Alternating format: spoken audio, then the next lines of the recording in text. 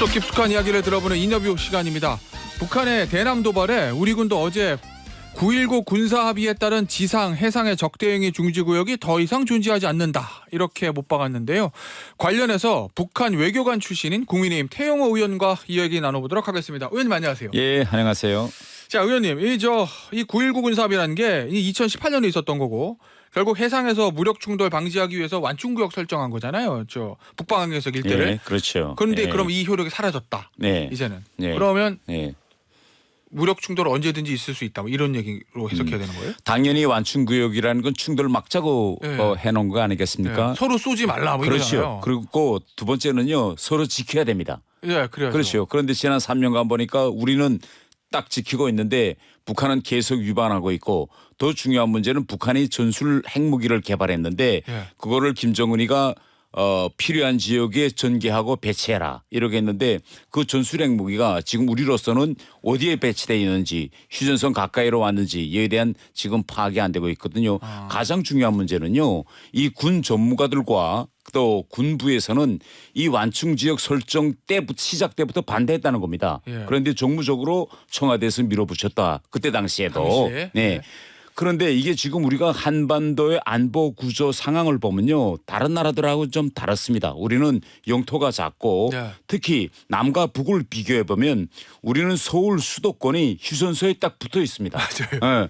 평양은 멀리 떨어져 있어요. 네. 그런데 혹시 서울의 봄 영화 보셨어요? 봤죠. 예. 전방에서 금방 오잖아요. 그렇죠. 바로 그겁니다. 서울의범 영화에서 그날 저녁 네. 긴박했던 9시간 네. 승패는 누구한테 달려있느냐. 네. 휴전선 일대 부대를 누가 끌어들여서 6번을 차지하냐 이거 아닙니까? 당시 노태우 장군. 그렇죠. 그런데 그 휴전선 부대가 서울시대 중심까지 들어오는데 막는 저지선이 없어요. 네. 바로 지휘관이 결심하면 군 장교가 데리고 들어올 수 있습니다. 1시간 내에 들어왔다, 나가 하면 또 나가고.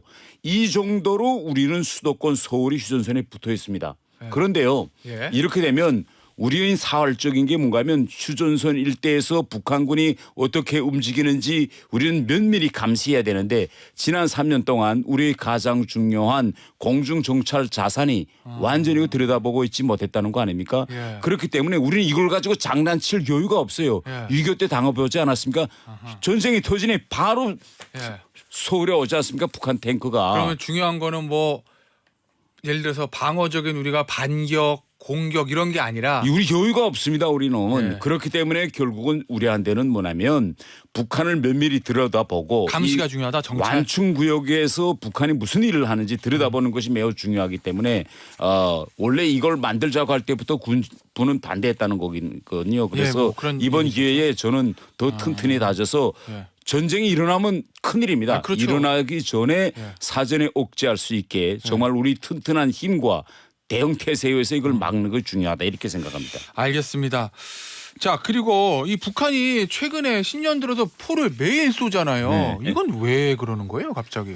그러니까 좀 갑자기라고 말씀드리니까 좀 이상하긴 하네요. 항상 항상 쏘았는데 예. 최근에는 이렇게 저 포 예. 이제 발사 수가 뭐 200발, 맞아요. 뭐 60발, 뭐 예. 90발 이렇게 하거든요. 쉽게 말하면 9.19 군사합의 파기해버리면 이게 누구한테 득이 되느냐, 한번 좀 고통 느껴봐라, 뭐 이런 거예요, 그래요? 실제. 네. 예. 그런데 이게 좀 너무 저질하고 좀 유치한 애들 장난처럼 지금 놀거든요. 예. 예. 얼마 전에 제가 그래서 이거 애들 장난 같은데 맞아요. 무시해버리자 이런 건데. 그 얘기 한번 해보죠. 예. 네. 이 김여정 북한 노동당 부부장이 요거 6일날 쏜 거 예. 이게 포탄을 쏜 게 아니라 폭약을 터뜨렸는데 예. 우리가 속았다. 뭐 이렇게 얘기를 했어요. 그런데 합참 발표 보면 아니라는 거잖아요. 네. 다 확인했다. 뭐 포탄 터뜨렸을 때 물기둥까지 확인했다고 하는데 예. 우리 군이 이걸 확인 못했을 리는 없고 예. 김여정 부부장이 거짓말한 건데 예. 이런 일종의 유치한 거짓말은 왜 했다고 보세요? 자, 저는 이걸 보면서 아니 지금 남북 관계의 이러한 긴장 상태가 우리 뭐 무슨 절대 음감 테스트입니까? 뭐 이 포탄과 폭약을 섞어서 예. 터트려 놓고 한번 맞춰봐, 이런 거잖아. 지금 이렇게 유치하게 저질의 심리전을 벌리는데, 이건 뭔가 하면 이렇게 해놓고 우리 군 내부에서 야 포탄 쏜 거 맞느냐, 아니면 논밭에서 폭약 터트린 걸 잘못 업하던 거 아니냐, 이렇게 예. 군 내부에서 계속 논쟁을 불러일으키고, 또 이런 게 한번 터지면 어떻게 됩니까? 우리 온 언론이 또 나와서 전문가들이 나와서 민가 뭐 진짜네 아니냐 또 이거 따지고 이러잖아요. 이렇게 돼서 이 심리전을 한번 벌려보겠다는 건데 저는 너무 유치하고 저질의 심리전이다. 저는 이렇게 생각합니다. 쉽게 얘기하면 우리 군, 네. 언론 이런 곳에서 이거를 어떻게 대응을 할지 네. 논밭에서 폭약 터트린 거를 뭐라고 분석할지 뭐 그런 것도 좀 보고 싶어 했다 이런 네. 말씀이시군요. 네. 알겠습니다. 이 앞서 말씀하셨던 이 김여정 노동당 부부장 네. 이 그렇게 얘기했었잖아요. 야 우리는 폭약 쏜 건데 니들이 포탄이라고 그랬어? 속았구나. 요거 네. 네. 사실은 속은 게 아니지만 네. 이거를 두고 의원님께서 애들 장난 같은 짓만 하고 있다 이렇게 말씀하셨다고. 네. 예, 이건 이유가 뭐예요? 글쎄 제가 방금 이야기한 것처럼 예. 이 우리가 휴전선 일대에서 긴장이 격화되면 누가 제일 불안합니까? 주민들이 제일 불안한 그렇죠. 거죠. 연평도 주민들 굉장히 네. 불안하신다고. 그러니까 우리는 지금 주민들이 불안을 최소화하기 위해서 우리 군은 지금 노력하고 있는데 북한 지금 저 김씨 남매는요. 북한 주민들 얼마나 불안했겠습니까? 논밭에서 폭약이 터지는데 북한군이 터뜨린 거 아니고 혹시 한국군이 쏜 포탄 아니야? 이렇게도 오판할 수 있거든요. 그러니까 북한 내부 국민들이 이 상황에 대해서 어떻게 신경 쓰고 불안이야. 이건 전혀 아랑곳 하지 않고 애들 노름식으로 지금 다뤄가거든요. 그래서 제가 이런 데는 우리가 따라가면서 대응하고 이렇게 할 필요가 없다. 이번에 지금 특징이 뭔가면 북한이 저렇게 포탄 쏘지만 NSC 해가 열리지 않고 있습니다. 그리고 매 건건이 대응하는 게 아니라 첫날 2배로 우리가 400발을 썼거든요. 그다음에 두 번째, 세 번째 북한의 도발에는 지금 군이 대응을 하지 않고 있습니다. 이렇게 저는 사사건건 따라가면서 대응하고 거기에 우리가 맞춰주면 오히려 더 사기가 나서 그럴 겁니다. 그래서 애들 장난처럼 무시해버리자 이렇게 생각합니다. 알겠습니다. 자, 김여정 부부장 담화 얘기 좀 더 해보죠. 네. 이 북한이 도발하면 우리가 이제 즉각 강력히 끝까지 대응한다. 뭐 이렇게 우리가 원칙을 가지고 있잖아요. 그거를 거론한 부분이 있어요. 그거 보면은 우리의 대응에 하나하나 일일이 신경 쓰는 것처럼 보이는데 신경 쓰고도 대단히 빨리 반응합니다. 아, 그런데 빨리 반응한다? 네, 빨리 반응해요. 그런데 이번에 우리의 그 즉강 끝 예. 이 슬로건에 대해서 대단히 좀 쫄고 있다 이렇게 봅니다. 지난 시기에는 예. 우리 군이 될수록 이 충돌이 확대되는 걸 억제해서 예. 대응을 자제하는 이런 좀 분위기였는데 지금 북한이 도를 넘고 있기 때문에 우리가 연초부터 예. 국방장관 합참의장이 전방부대를 지금 다니면서 대응 태세를 준비를 강화하고 점검하고 이렇게 하거든요. 이렇게 빠싸게 하니 지금 김정은이나 김여정이 지금 대단히 지금 긴장해 있고 우리의 일거수 일투족에 대해서 즉시 반응하는 걸 볼 수 있겠습니다. 알겠습니다. 하나 더 보죠. 네. 이제 오빠인 김정은 위원장 얘기 좀 해보겠습니다.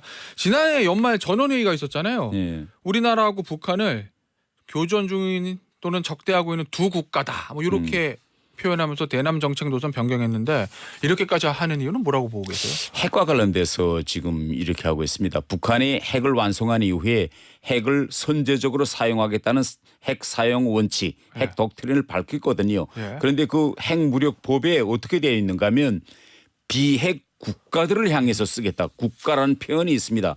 그런데 지금 남북관계는 국가관계가 아니고 잠정적으로 형성된 특수관계거든요. 네. 그러면 현 남북관계의 성격상 핵을 가지고 우리를 선제 공격할 수 없게 북한 내부 법이 그렇게 되어 있습니다. 그래서 북한도 이제는 핵을 사용할 수 있게 법과 그 밑에 있는 모든 작전 규칙들을 변경시켜야 되는데 거기에 맞게 변경시키자니 결국은 남북관계를 특수관계로부터 국가관계로 옮겨놔야 되는 거죠. 그래서 지금 적대적 이젠 교전국 관계다. 이렇게 지금 새롭게 정립했다고 볼 수 있겠습니다. 그럼 이제 우리는 어떻게 대응해야 돼요? 여기에 대해서.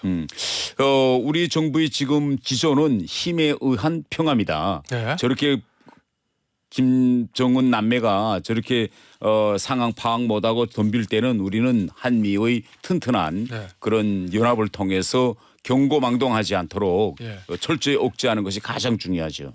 알겠습니다. 자, 그 딸인 김주애 얘기 좀 해보죠. 김정은 북한 국무위원장이 김주애와 함께 닭 공장을 찾았다. 이거 우리나라로 보면은 민생 시찰 이런 거잖아요. 그럼 완전히 이제 뭐 후계자로 실질적으로 내정을 했다 뭐 이렇게 봐도 되는 거예요? 지금 최근에 지금 북한의 김주애와 관련해서 달라진 동향은요. 네. 언론 보도의 그 행태를 보면 완전히 2인자 자리에 들어가 있습니다. 그렇죠. 닭공장 이번에 갔던 이야기를 하셨는데 네. 북한 노동신문에 어떻게 나왔는가 하면 김정은이가 닭공장 이제 가셨다. 네. 전칭어를 썼어요. 네. 그리고 그다음에 두 번째 문단에 김주애가 나오는데 네. 새로운 문단으로 또 자제분이 동행하셨다 이렇게 됐어요. 세 번째 문단에 청렴단데 그건 동행하셨다가 아니라 동행했다 이렇게 나오거든요. 네. 그러니까 이건 북한에서는 2인자를 향해서 쓰는 이제 표기법입니다. 아, 그러면 존칭을 네. 원래 김정은 위원장한테만 써야 되는데 네, 김주애한테도 그것도 문단을 새롭게 만들면서 동행하셨다 이렇게 지금 표현을 쓰고 있는데 예.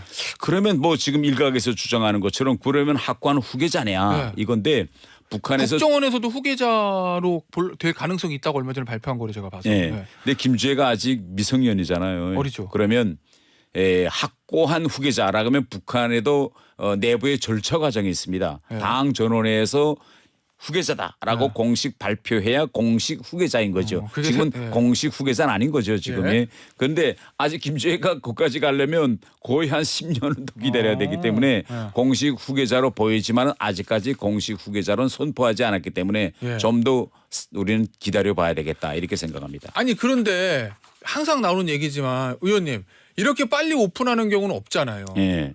대단히 특이하죠. 예, 김정은도 사실은 미성년자 때까지 스위스가 있고 아무도 몰랐는데 나중에 나온 거잖아요. 예. 이거는 왜 이렇게 빨리 오픈한 거예요? 그러면 그 여러 가지 상황이 있겠지만 김정은으로서는 지금 가장 시급한 것이 북한의 세습 체제가 4대로 갈 거냐 말 거냐 예. 여기에 대한 건데 솔직히 김정일 대 때까지도 북한 사람들은 야 3대까지 갈까? 뭐 아들도 없는데 이렇게 긴가민가 하는 분위기였는데 지금은 10대 자녀까지 공개하는 걸 보면 4대까지 무조건 간다. 그러니까 다른 생각하지 마라. 이걸 지금 각인시키려는 데 있습니다. 소위 말하는 자기들에게 말하는 그 백두혈통은 네. 계속 유지될 거다. 네. 이런 북한 내부에서도 야 이거 4대까지 가겠냐? 설마 하는 의구심이 원래 좀 있었어요. 그러면? 아니 김정일 때도 당연히 있었죠. 왜냐하면 김정일이가 2008년 전에 내열전으로 쓰러지기 전까지는 아들이고 뭐고 소위 그 자기 자식들을 공개하지 않았거든요. 그래서 많은 사람들이 김정일 대에 끝나지 않을까 이런 기대감도 있었는데 갑자기 아들을 공개하면서부터 또 3대로 넘어가느냐 하는데 지금 북한 분위기를 보면 뭐 김정은이 아니라 지금 김주애까지 나왔으니까 앞으로 결국은 4대까지는 가는구나라는 게 이제 완전히 각인되고 있습니다. 마지막 질문 될 것 같은데요. 일부 저 보도 보니까 아들도 미국 정보 당국 얘기입니다. 김정은의 아들도 후계자 수업 중인 걸로 파악했다. 뭐 이런 보도 있던데 원래 아들이 더 딸보다는 사실 가능성이 높잖아요. 북한에서는. 당연히 없죠. 예. 이건 어떻게 봐야 됩니까? 이 얘기는? 글쎄 뭐 아들이 있는지 없는지 우선 저는 그 확인이 아직 안 됐죠. 그건 확인 안 됐고 만약 아들이 있음에도 불구하고 후계자 수업을 하고 있다. 그런데 공개하지 못하고 있는 걸 보면 김주애보다는 어리다. 어리기 때문에 그 어린애까지 또 이제는 후계자다 내세우는 데는 좀 부담감이 있지 않을까 이렇게 생각합니다. 알겠습니다. 하나만 더 질문드리죠. 네. 그 일본에 지진이 있었잖아요. 네. 김정은 위원장이 일본 총리에게 서한을 보냈어요. 기시다 후미오 총리 각하라는 호칭까지. 이거는 왜 이렇게 호칭까지 쓴 걸까요? 이 행위가 우리한테는 포를 쏘는 날이 있었어요. 네. 예, 그러니까 남한을 향해서는 포를 쾅쾅 쏘고 일본에 한해서는 각하 뭐 이러면 아주 유화적인 제스처를 취한 거 아닙니까? 그리고 북한이란 나라가 생겨서 이렇게 최고 지도자가 일본 총리한테다가 이렇게 위문 전문 각하라는 그런 비굴한 표현까지 쓰면서 그건 처음 있는 일입니다. 이건 뭐냐면 전형적인 갈라치기 전술입니다. 네. 한밀 캠프 대비도 이 공조를 갈라쳐서 어떻게 하면 한국과 일본 사이에 지금 윤석열 정부 들어서 대단히 밀착되지 않았습니까? 여기에 어떻게 틈새를 벌려놓을 이런 갈라치기 전술이다 이렇게 보겠습니다. 알겠습니다. 오늘 인터뷰 여기서 마무리하도록 하죠. 국민의힘 태영호 의원이었습니다. 감사합니다. 예, 감사합니다.